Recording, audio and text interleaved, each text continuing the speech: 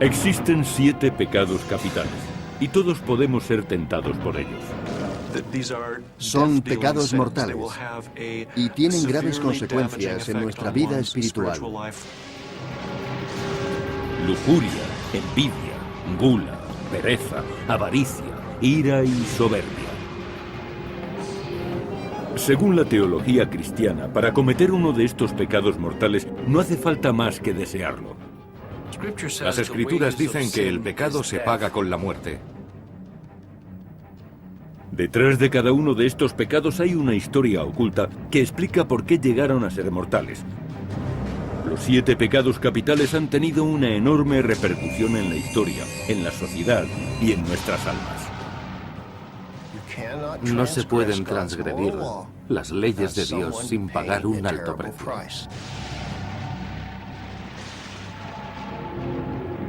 Y el peor de todos, el que incita a matar, es la ira. Los 7 pecados capitales son una importante concepción cristiana, aunque realmente no aparecen en la Biblia. Surgieron en los desiertos de Egipto más de 300 años después de que fuera escrito el Nuevo Testamento. En el año 375 después de Cristo, el monje cristiano Evagrio Pontico se retiró a un monasterio cristiano. Allí empezó a catalogar las tentaciones del alma y creó una lista de las más peligrosas. Evagrio consideró que podía reducirla a 8 terribles tentaciones. De ellas, la ira era la peor de todas. Evagrio creía que la peor consecuencia de la ira era que cegaba a los hombres. Así escribió: un hombre con ira no puede ver la luz, y la oración de una persona furiosa es la abominación. Los 7 pecados capitales no serían codificados hasta el año 590 después de Cristo, cuando el Papa Gregorio el Grande estudió la lista de Evagrio y cambió las tentaciones por pecados mortales, reduciendo la lista a 7.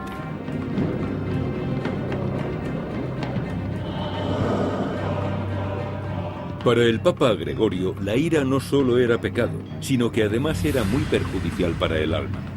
La ira es un lujo muy caro que solo hombres de cierta riqueza pueden permitirse. La ira fue definida como un deseo de venganza. La Biblia describe sus efectos en numerosas ocasiones. 3 narraciones bíblicas muestran la evolución del pecado de la ira. En el Génesis, el primer libro del Antiguo Testamento, nadie parecía tan irritable como el mismo Dios. En el capítulo 6, Dios estaba furioso con su creación y decidió eliminarla. Voy a exterminar al hombre y a los seres vivos que hice sobre la faz de la tierra. Y envió una lluvia tan terrible durante 40 días y 40 noches que inundó la tierra. Dios solo permitió que un hombre justo escapara: Noé. En el capítulo 11, Dios desata de nuevo su ira, solo que esta vez es más preciso y moderado. Las gentes de Babel habían construido una torre que iba a llegar hasta los cielos. Dios lo tomó como una ofensa, y enojado creó la confusión de las lenguas, dispersando a las gentes por toda la tierra. Esta vez, en lugar de matar a todas las especies, castigó solamente a la humanidad. Algunas veces Dios se torna muy furioso y entonces hay que tener cuidado, porque destruye a los pueblos y a las familias. Finalmente, en el capítulo 18, Dios encuentra nuevamente que los hombres han pecado, pero esta vez solo castiga a las perversas ciudades de Sodoma y Gomorra. Un Dios furioso hace que llueva fuego y azufre sobre ellas. Esta vez fue más preciso en su ira. No castigó a todos los seres vivos ni a la humanidad, solo a Sodoma y Gomorra.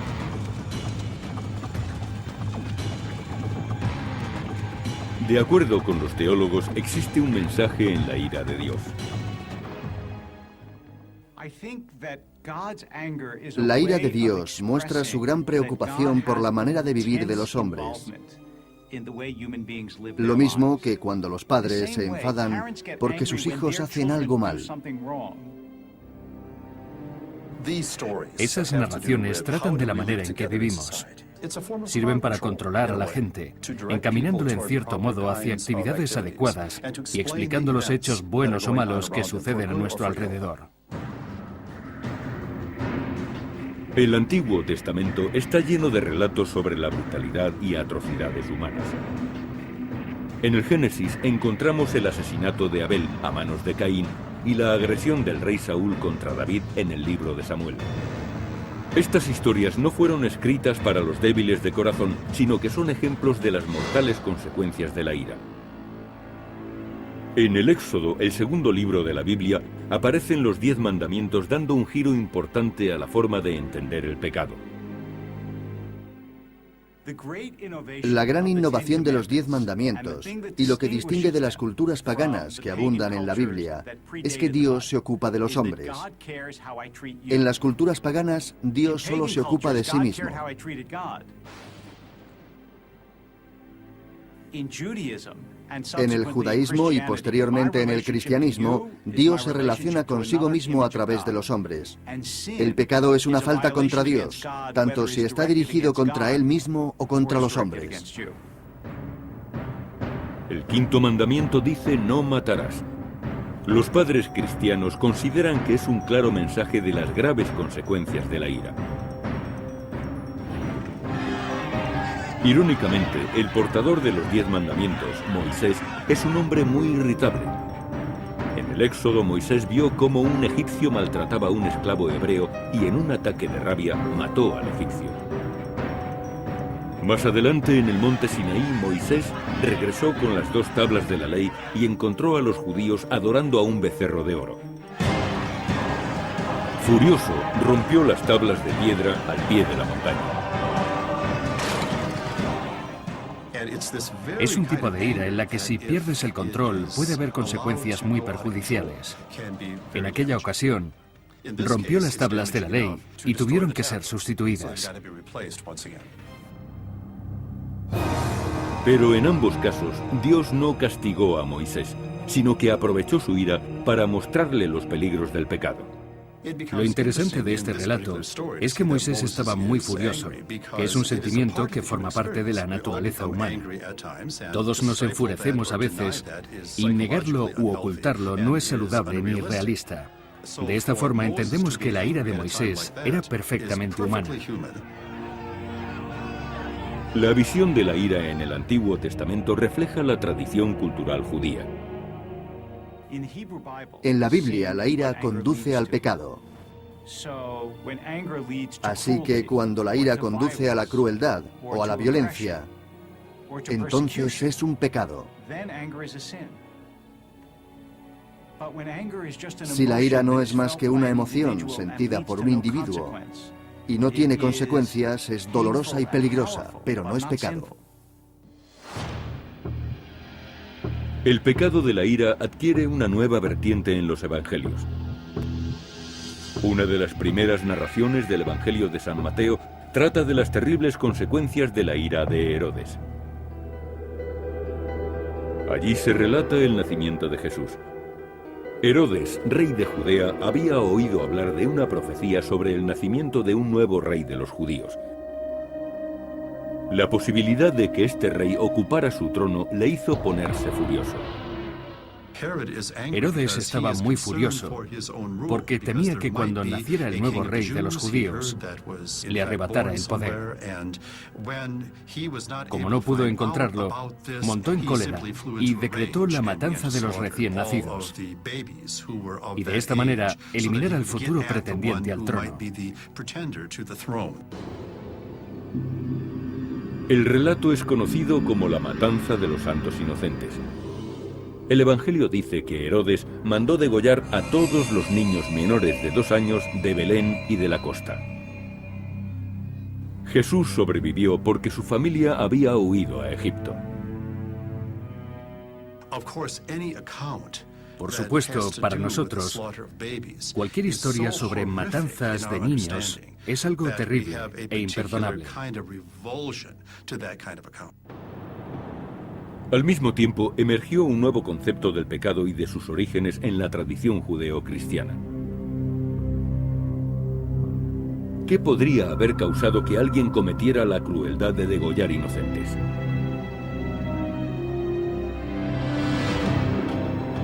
La respuesta para los creyentes está en Satán. Satán fue al principio una figura oscura y secundaria, pero en el Nuevo Testamento evolucionó y pasó a ser alguien mucho más terrible. El tentador de la humanidad, el origen del mal del mundo. En el Antiguo Testamento, Satán es una figura más bien menor, pero en el Nuevo Testamento se convierte en un demonio extraordinario, el padre de la mentira, alguien que nos impulsa al pecado. Dos de las grandes tentaciones con que Satán incita a los humanos son la furia y la venganza. Pero Satán se enfrenta a su gran enemigo, Jesús, que promulga un nuevo mandamiento contra el pecado de la ira.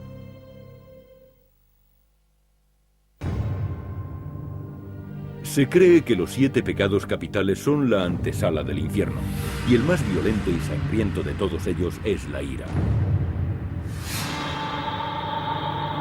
En el Antiguo Testamento, Dios estaba furioso cuando dice en el Deuteronomio, «La venganza es mía».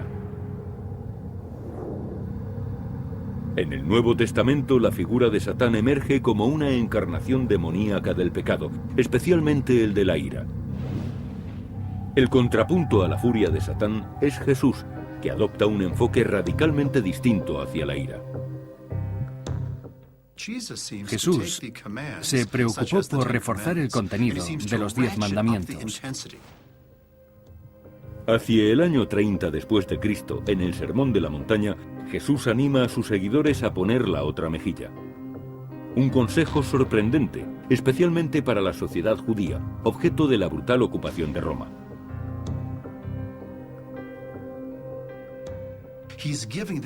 Les brinda una manera de responder con dignidad y autoestima. Desde Tolstoy a Gandhi, pasando por Martin Luther King Jr., esa forma de pensar ha sido muy motivadora, porque permite que nos expresemos con dignidad y resolución, sin recurrir a la ira o a la violencia.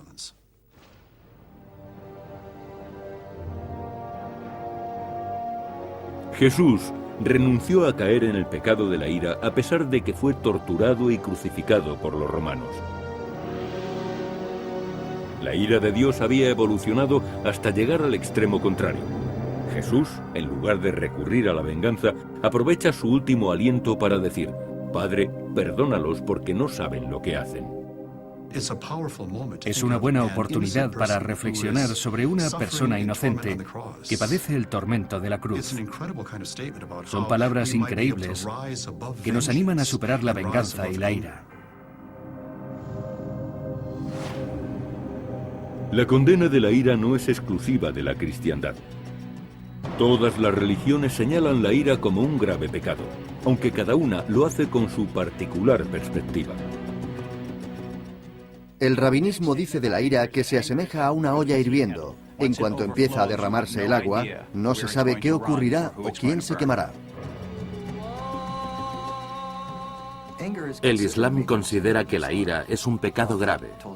El profeta dijo a sus seguidores que el mejor de nosotros es el que más tarda en enfurecerse y el peor, el que más tarda en calmarse. Dentro de la cristiandad existen varias opiniones sobre la ira. Para los protestantes y a lo largo de nuestra historia, la ira es un pecado, pero no en sí misma, sino por sus consecuencias. La Iglesia dice que todos tenemos pasiones, y las pasiones conducen al pecado.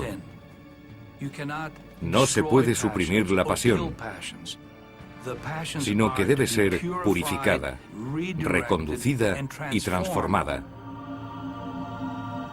Pero todas las doctrinas cristianas coinciden en una cosa. Los pecadores que no dominan su ira serán condenados al infierno. El infierno es lo contrario del cielo, es la morada eterna de los pecadores. La mayoría cree que Jesús se refería al infierno cuando hablaba del Hades.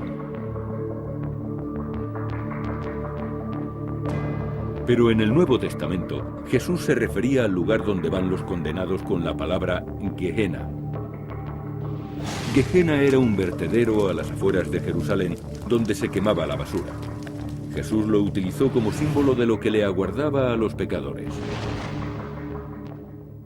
Se puede disfrutar en vida, pero ¿quién sabe lo que nos espera tras la muerte?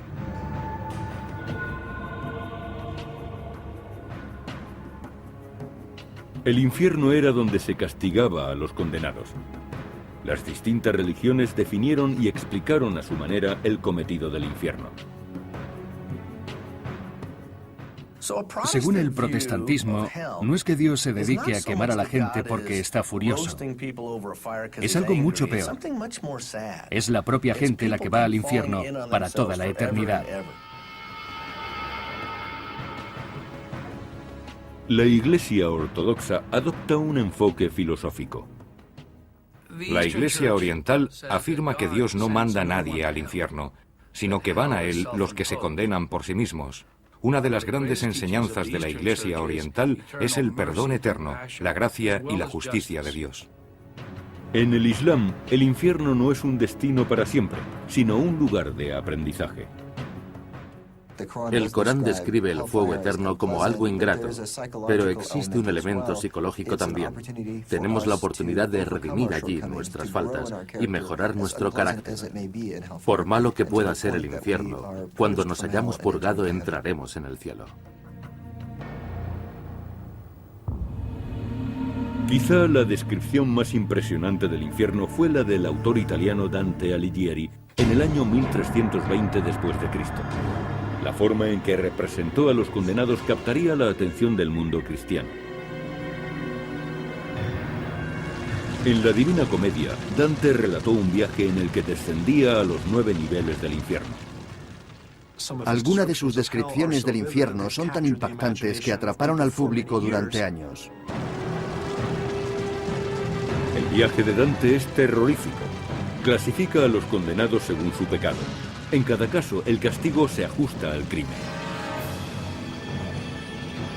El castigo por la ira se encuentra en el 5º nivel, en las aguas del cenagoso río Estigia, donde los dominados por la ira se golpean despiadadamente entre sí tratando de escapar del río.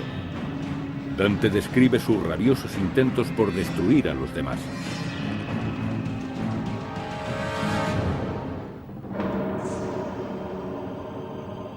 La visión de Dante del infierno guió el pensamiento de la cristiandad durante siglos, a pesar de que la mayoría de los detalles provinieran de su mente, no de las escrituras. La interpretación cristiana del infierno evolucionaría de nuevo con los demonólogos medievales que catalogaron a los ocupantes del infierno.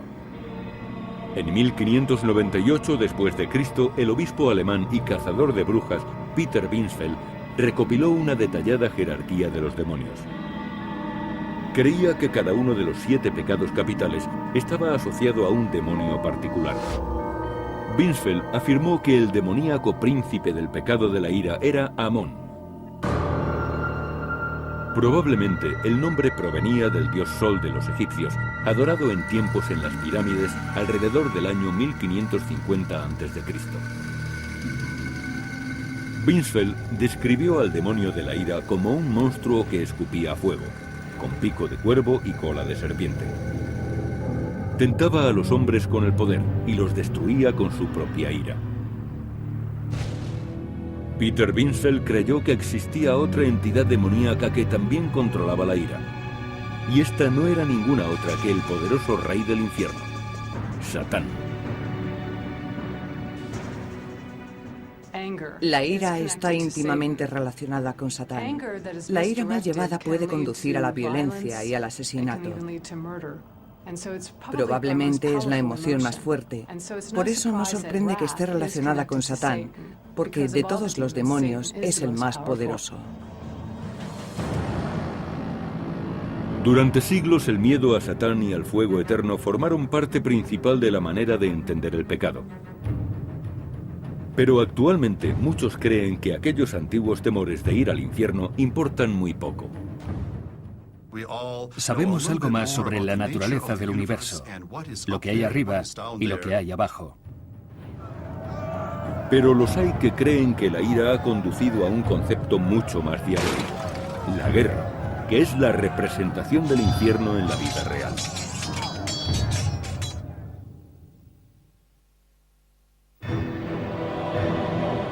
Los 7 pecados capitales no aparecen en la Biblia, pero la Iglesia habla de ellos para ayudar a los fieles a obrar correctamente. El pecado de la ira es el peor de todos, pues desencadena la violencia, el derramamiento de sangre y la muerte. La ira ha evolucionado con la historia religiosa, pero siempre fue una emoción humana. La pregunta es cómo puede ser considerada pecaminosa una emoción natural, a lo que la Biblia responde diciendo que tiene diferentes grados. Para la humanidad, la consecuencia más nefasta de la ira es la guerra. Estoy convencido de que la ira provoca la guerra y también de que la prolonga, porque genera una reacción en cadena que a veces no se sabe dónde termina. La conexión entre la ira y la guerra es más antigua que la Biblia misma. Aparece en una de las primeras obras épicas del mundo, la Ilíada. La Ilíada relata la guerra de Troya. Según la tradición, fue escrita por el poeta griego Homero aproximadamente en el siglo IX a.C., pero narra hechos que podrían haber ocurrido unos 200 años antes. Las primeras palabras de la obra aclaran su argumento: la ira. Trata sobre la ira de Aquiles, de cómo le hizo comportarse y también de cómo le condujo a la perdición. Conforme se va desarrollando la obra, la guerra de Troya entra en un punto muerto debido a la ira del héroe griego Aquiles. Su ira no estaba dirigida contra el enemigo, sino contra Agamenón, por quitarle una esclava muy apreciada, Briseida. Aquiles abandonó el combate y dejó que los griegos sufrieran una terrible derrota. Se enfureció de nuevo y volvió a combatir solo cuando su íntimo amigo Patroclo murió a manos de Héctor. Durante siglos, el relato de la guerra de Troya sería una lección de cómo la ira conduce directamente al egoísmo, al deshonor y finalmente a la muerte. En el año 480 a.C., los guerreros griegos tomarían muy en serio estas enseñanzas. Los soldados de Esparta han sido considerados como los mejores combatientes del mundo antiguo. Se convirtieron en leyenda por su heroica lucha contra los persas en el paso de las Termópilas. Sin embargo, el enfoque de los espartanos hacia el combate no era ortodoxo. Sabemos que antes de que los espartanos entraran en combate, los comandantes llevaban artistas para que tocaran música tranquila y suave, para crear un ambiente de calma y que fueran relajados a la batalla. La explicación es que los espartanos debían ser valientes en el combate y para ello no necesitaban la ira. Para combatir mejor al enemigo, los espartanos trataban de estar tranquilos y no dominados por la furia. El pecado de la ira siguió evolucionando cuando el cristianismo se convirtió en la religión dominante del Imperio Romano. En aquel tiempo se habló mucho del pecado de la ira y su relación con la guerra.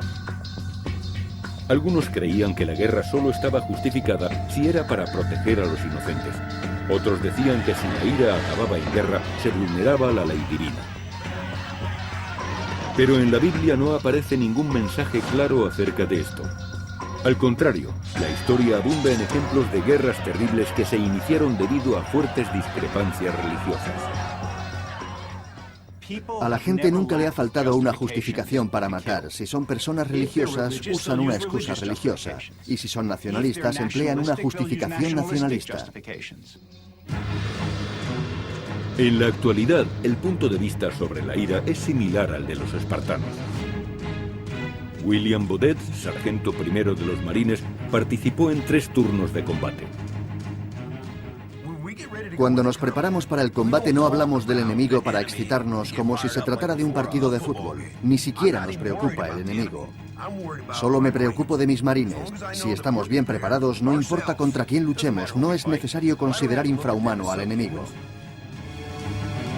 El sargento Baudet no quiere que haya ira en el campo de batalla. Una vez tuve que recoger la mano de uno de mis hombres que estaba a 100 metros de donde murió.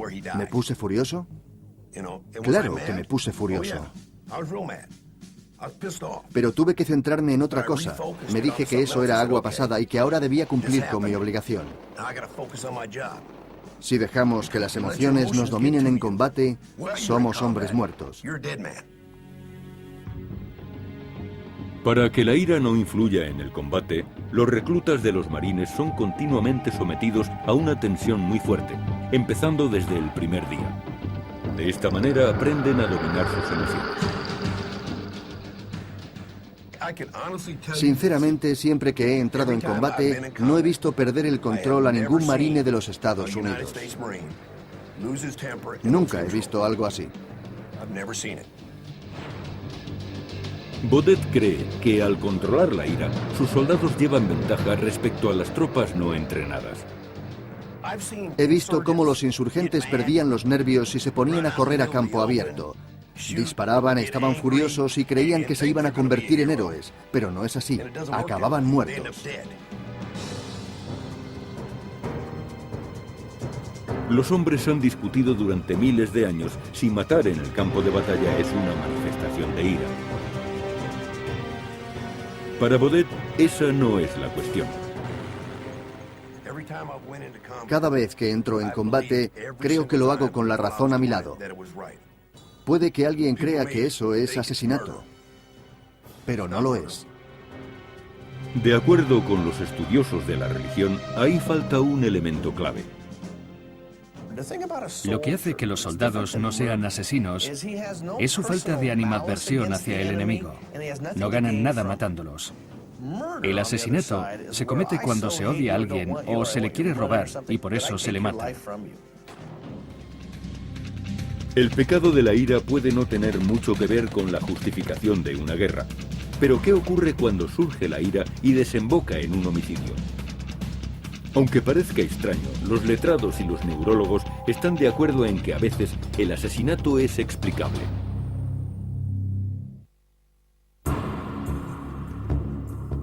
Los 7 pecados capitales fueron descritos por la Iglesia para ayudarnos a conseguir el cielo.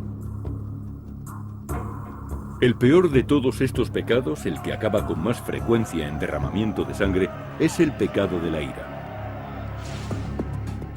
A lo largo de la historia de América ha existido una razón perfectamente aceptable para explicar que la ira acabe en asesinato, el llamado crimen pasional. Generalmente, pensamos que los crímenes pasionales están relacionados con relaciones románticas o matrimonios. En esos casos es muy frecuente que la ira desemboque en violencia brutal.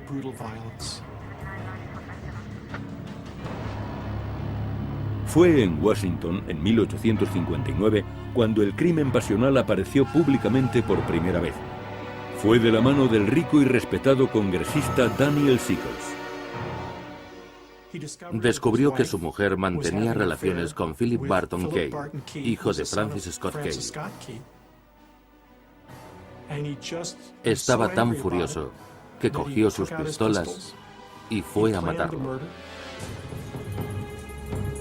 Armado con 2 pistolas y acompañado de su mejor amigo, Sickles buscó a Philip Kay por las calles de Washington. Le disparó una vez al pecho y cuando el herido le suplicaba que le perdonara la vida, Sickles le disparó 2 veces más. Los disparos se realizaron tan cerca de la Casa Blanca que el presidente James Buchanan, amigo de Sickles, pudo oírlos. Sickles confesó inmediatamente y fue encarcelado. Se le acusó de asesinato en primer grado. Sin embargo, le defendió un equipo con los mejores letrados y varios políticos destacados. El argumento principal de la defensa de Sickles fue locura transitoria. Se adujo que era posible que una persona no distinguiera temporalmente entre el bien y el mal, y que después del crimen, repentinamente, pudiera distinguirlos de nuevo. El jurado le absolvió, pero el público se indignó más porque Sickles perdonó y se reconcilió con su esposa que por la poco ortodoxa sentencia. Fue la primera persona de la historia americana que se defendió a sí mismo con éxito basándose en una locura transitoria. Creo que se debió tomar su tiempo para hacer lo que hizo. Pero muchas personas sienten que ese tipo de ira es comprensible y que ellos harían lo mismo si repentinamente descubrieran que su mujer les es infiel. La sentencia de Sickles tendría una gran y larga repercusión en la legislación americana. En Texas, fue legal durante mucho tiempo matar al amante de la esposa si eran sorprendidos manteniendo relaciones. La razón es que el marido estaría justificablemente furioso y abrumado por la rabia. Cualquier persona podría matar entonces en circunstancias similares.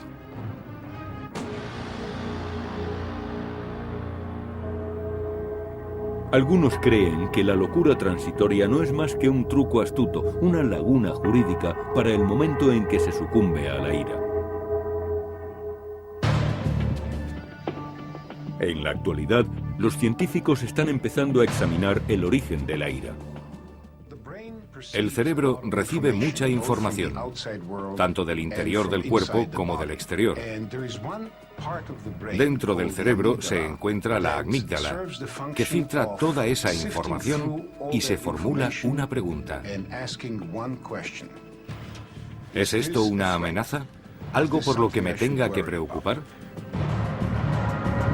El doctor Rubenburg ha señalado la amígdala como la principal instigadora de la ira. Este lóbulo del tamaño de una nuez puede aturdir el cerebro con una rabia incontrolable. En cuanto percibe un peligro, se produce una cascada de respuestas en el cuerpo, como aumento de las pulsaciones, de la presión sanguínea, del sudor, etc., que lo preparan para luchar o huir. La amígdala es una parte primitiva del cerebro. Existe debido a que el cerebro se compone de capas que se fueron superponiendo a lo largo de millones de años de evolución. Esos antiguos cerebros siguen activos en el interior de los nuestros. De esta forma, hay partes de él que reaccionan como un perro y otras que lo hacen como un cocodrilo. Y existe otra parte que lo hace como los monos. La amígdala crea una respuesta ante los estímulos para luchar o huir. Pero en los seres humanos también ha evolucionado otra parte del cerebro, los lóbulos frontales. Esta zona que vemos en la parte frontal es la región frontal orbital, que sirve de freno a la amígdala. Si imaginamos que la amígdala es el motor que responde a las amenazas, entonces el lóbulo frontal es su freno. Si el Dr. Gurt tiene razón, entonces una persona abrumada por la ira sufre literalmente una locura transitoria hasta que la amígdala vuelve a quedar controlada. Un ejemplo, el asesinato en 2003 de Betty Dodge a manos de su hijo James Acek. En el momento del crimen, Acek, un adulto con problemas mentales, había ido a vivir a casa de su madre. La situación se deterioró tanto que Dodge le pidió a su hijo que se marchara. Eso hizo que le entrara el pánico y cogiera una estatuilla que estaba cerca y la rompiera en la cabeza de su madre, golpeándola con ella repetidas veces hasta matarla. Luego salió a la calle y fue a entregarse a la policía.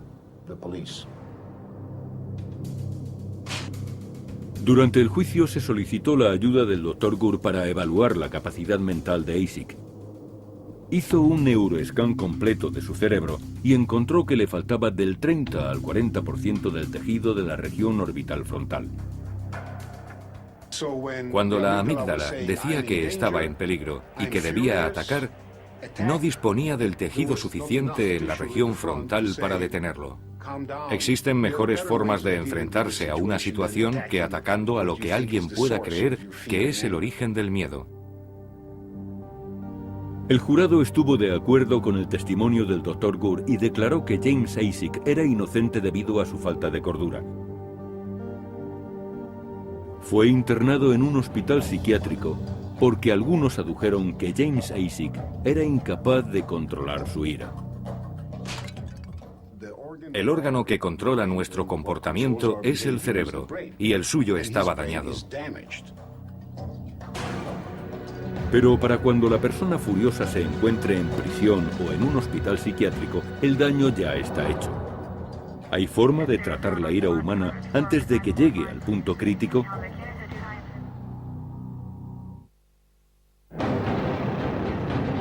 Los 7 pecados capitales han servido de advertencia para la cristiandad durante siglos. Y aunque los pecados de lujuria, avaricia, envidia, soberbia, gula y pereza tienen consecuencias, quizás sean las de la ira las que acarrean más muertes. Cuando estamos furiosos, perdemos el control. Y de esta manera tendemos a la violencia física. Cuando caemos en manos de la ira, estamos totalmente perdidos.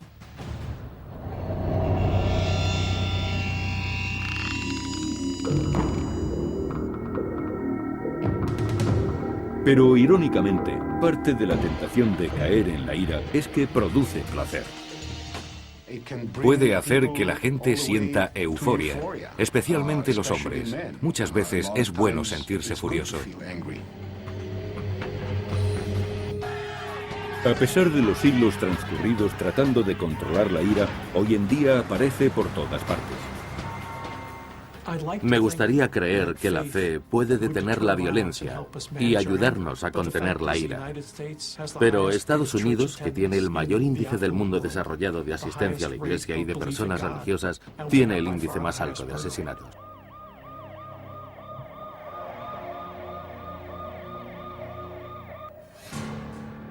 El concepto del pecado de la ira ha evolucionado con los siglos. El cristianismo afirmaba que los que cometían este pecado se enfrentaban al fuego eterno del infierno. Pero existen algunos pecadores atormentados por la ira, incluso en esta vida. Mantenía una relación y las cosas no fueron bien. No sabía lo que hacía y compré 8 litros de gasolina. Rompí unas ventanas del apartamento en el que vivía. Rocié el coche de ella con gasolina y lo quemé. Estalló en llamas en el garaje. Todo el lugar tuvo que ser evacuado y podría haber matado a cientos de personas. Exploté y le pegué lo suficiente como para ir a juicio. Me cayeron 5 años de cárcel. Hay personas que no tratan de dominar sus pecados por medio de la confesión y del arrepentimiento, sino que tratan de controlar su ira. La ira está tan extendida en la sociedad que la expresión controlar la ira ha entrado en la terminología popular. Anuzza Bellissimo es una especialista que ha tratado millares de personas con arrebatos de ira. En la sociedad moderna, la ira es un problema grave. No hay más que echar un vistazo a las estadísticas. 18.000 agresiones por semana en Estados Unidos. Desde luego, entiendo que la ira es un problema. Bellissimo dice que la ira no es un pecado mortal, sino un comportamiento no adecuado. Yo no creo que podemos librarnos de la ira. Pienso que es una emoción humana muy necesaria. Para mí, la ira es una bandera roja, una forma de entender que me enfrento a cosas ante las que debo reaccionar.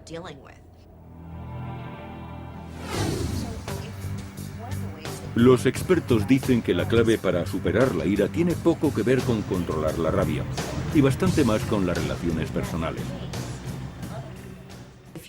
Si les digo a mis pacientes que la ira destruye la convivencia con su mujer y sus hijos, da resultado. Lo más importante para la humanidad es mantener una relación, conectar con el otro y saber comportarse. Según la tradición, el pecado de la ira se castiga con el fuego eterno. Pero Belísimo cree que el enfoque religioso hacia el pecado de la ira no es útil en el mundo actual. Nunca he podido atemorizar a mis estudiantes que han sufrido un acceso de ira diciéndoles que irían al infierno. Esa herramienta no me ha sido útil. Pero algunos difieren de esa opinión. Una de esas personas es Howard Storm, que cree conocer el poder demoníaco del pecado de la ira. En 1985, Howard Storm tenía 38 años y era profesor de arte con un grave problema de ira. Nunca hice daño a mi mujer o a mis hijos, pero les gritaba y de vez en cuando volcaba la mesa con la cena puesta. Esparcía por la habitación todo lo que estaba en la mesa y rompía lo que tenía a mano. Pero en un viaje a París, Howard Storm tuvo que ser ingresado de urgencia en un hospital debido a una perforación en el intestino que casi acaba con su vida. Estaba semi-inconsciente y le parecía encontrarse entre gente extraña. Al principio oía personas que me llamaban por mi nombre para que fuera con ellos. Les preguntaba si eran médicos, porque estaba muy enfermo y tenían que operarme. Me respondían que me diera prisa, que me conocían bien y que debía ir con ellos.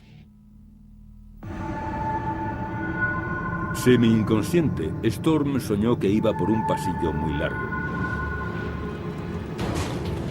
De repente, sin previo aviso, empezaron a golpearle por todos lados. Solo entonces se dio cuenta de que no estaba en un hospital de verdad. Me defendí lo mejor que pude. Luché tanto como mis fuerzas me permitían. Traté de impedir que me pegaran, arañaran y mordieran. Me golpeaban por todas partes. No hay forma de describir aquello. Las palabras miedo, terror y pánico son completamente inadecuadas.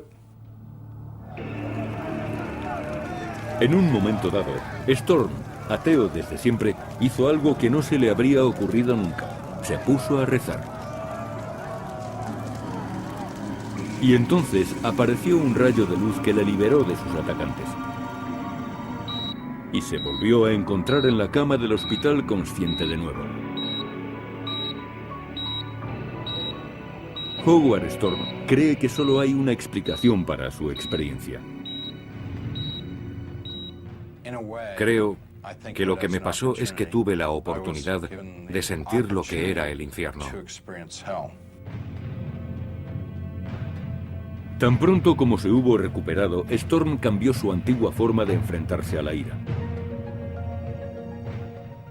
Desde mi experiencia cercana a la muerte, nunca he vuelto a sentir aquella ira que me hacía perder el control. No he vuelto a sentirla. Tanto si la experiencia de Storm fue un viaje al infierno o sencillamente una alucinación, tuvo una profunda repercusión en él.